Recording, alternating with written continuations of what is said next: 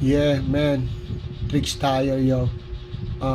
Tingnan natin kung naalala ko pag gawin yung ambitious na tinatawag nila na card trick. So, di ba? Uh, so, deck of cards.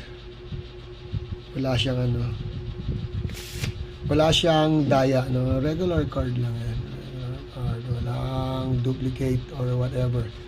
Or funny shit. Di ba? So, let's say,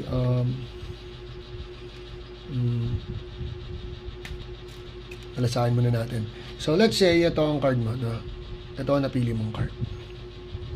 So, the Queen of Hearts. Diba? So, the Queen of Hearts. So, ilalagay natin siya sa gitna. Queen of Hearts. Man. Let's say, yan. Yan, ha. Sa gitna. Malinaw?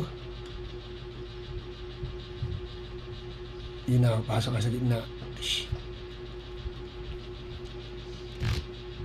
So, yung card mo nasa gitna na, nilagay natin. So, kung nagdududa ka, pwede natin balasahin.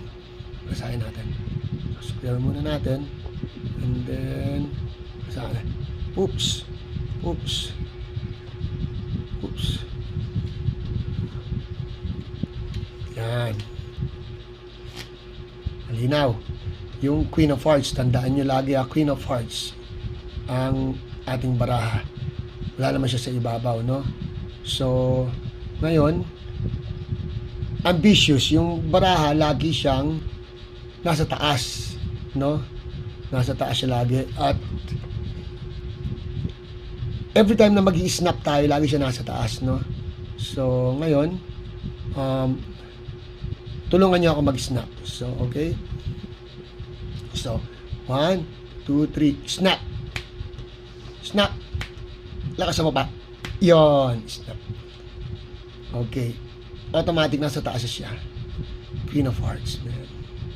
Diba? Malinaw? So, ngayon, para mas lalong malinaw, yung Queen of Hearts, ilagay natin dito. Sa gitna. Ayan, ha. Malinaw na malinaw. So, ngayon, snap ulit tayo. Sabayan niyo ako, ha. 1, 2, 3. Snap. Back. Diba? Automatic, umakit na siya sa taas. Queen of Hearts.